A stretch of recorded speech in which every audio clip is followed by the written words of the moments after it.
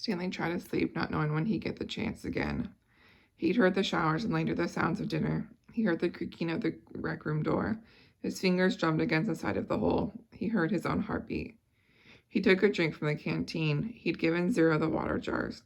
Each had a good supply of onions. He wasn't sure how long he remained in the hole. Maybe 5 hours. He was surprised when he heard Zero whispering for him to wake up. He didn't think he had fallen asleep. If he had, it must have just been for the last 5 minutes. Although when he opened his eyes, he was surprised how dark it was. There was only one light on at camp, the office. The sky was cloudy, so there was very little starlight. Stanley could see a sliver of a moon, which appeared and disappeared among the clouds. He carefully led Zero to the hole, which was hard to find in the darkness.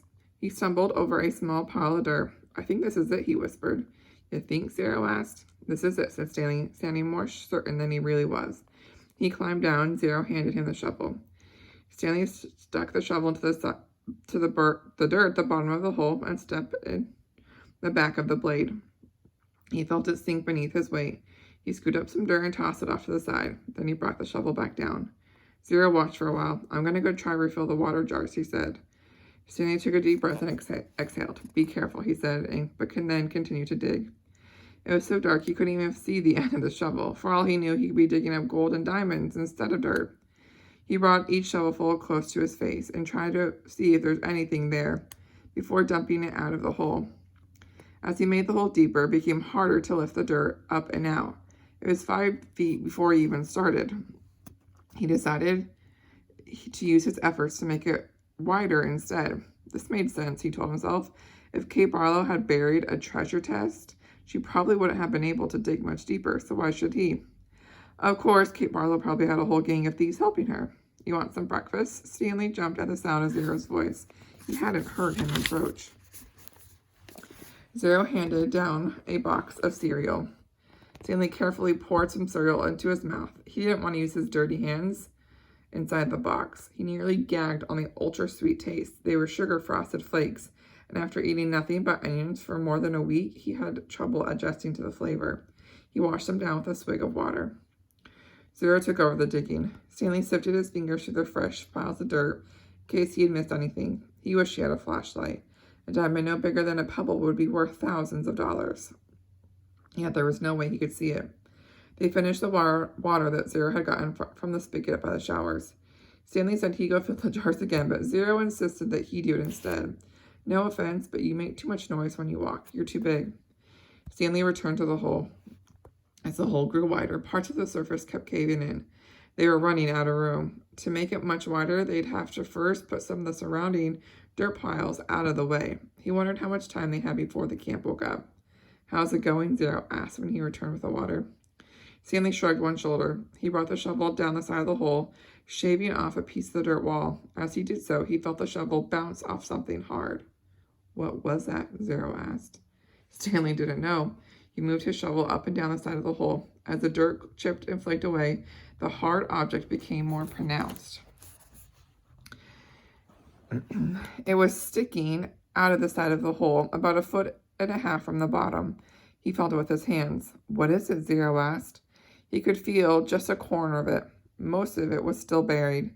It had a cool, smooth texture of metal. "I think I might have found the treasure chest," he said. His voice was filled more with astonishment than excitement. "Really?" asked Zero. "I think so," Stanley said. The hole was wide enough for him to hold the shovel lengthwise and dig sideways into the hole. He knew he had to dig very carefully. He didn't want the side of the hole to collapse, along with the huge dirt pile directly above it. He scraped the dirt wall until he exposed an entire side of the box-like object. He ran his fingers over it. It felt to be about 8 inches tall and almost 2 feet wide. He had no way of knowing how far into the earth it reached. He tried pulling it out, but it wouldn't budge. He was afraid the only way to get it out would be to start from the surface and dig down, and he didn't have time for that. "I'm going to try to dig underneath it," he said.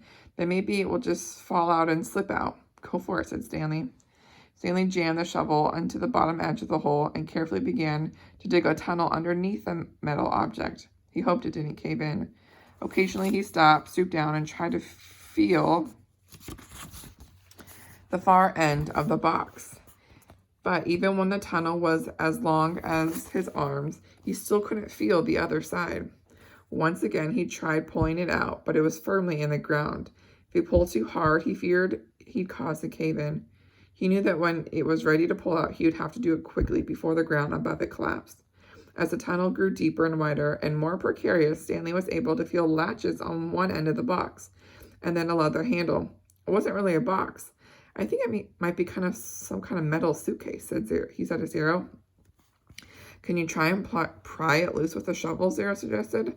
I'm afraid the side of the hole will collapse. You might just have to give it a try, said Zero. Stanley took a sip of water. Might as well, he said. Stanley forced the tip of the shovel between the dirt and the top of the metal case and tried to wedge it free.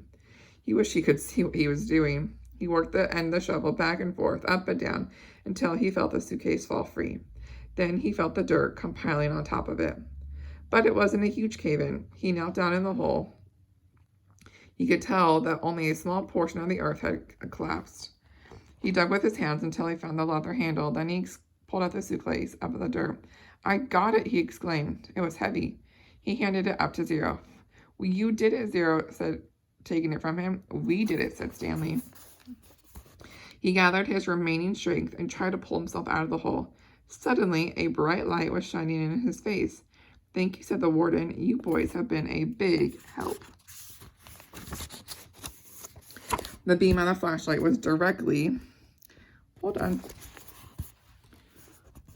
away from Stanley's eyes and onto Zero, who was sitting on his knees.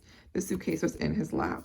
Mr. Padansky was holding the flashlight. Mr. Sir stood next to him with his gun drawn and pointed in the same direction. Mr. Sir was barefoot and bare-chested, wearing only his pajama bottoms. The warden moved toward Zero. She was also in her bedclothes, wearing an extra-long t-shirt. Unlike Mr. Sir, however, she was wearing boots. Mr. Padansky was the only one fully dressed. Perhaps he had been on guard duty. Off in the distance, Stanley could see two more flashlights bobbing toward them in the darkness. He felt hopeless as the whole. You boys arrived just in the nick, the warden started to say. She stopped talking and started walking. Then she slowly backed away. A lizard crawled on top of the suitcase. Its big red eyes glowed in the beam of the flashlight. Its mouth was open, and Stanley could see its milky white tongue moving in and out of its black teeth. Zero sat as still as a statue. A second lizard crawled up over the suitcase and stopped less than an inch away from Zero's little finger.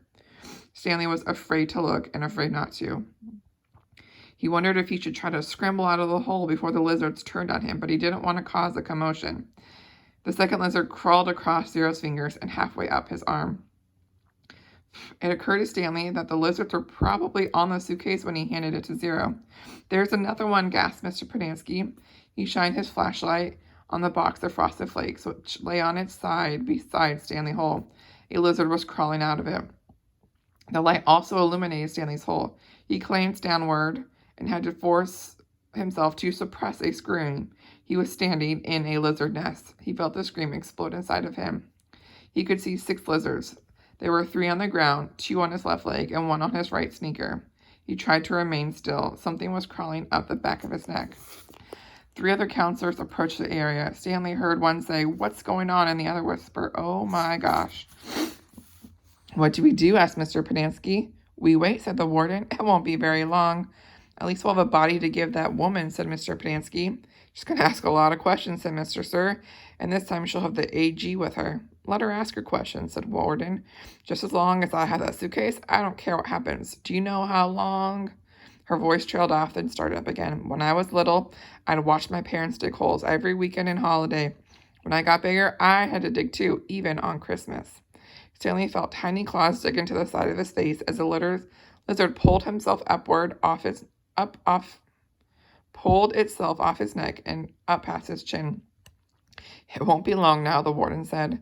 Stanley could feel his heartbeat. Each beat told him that he was still alive, at least for 1 more second. See you guys later.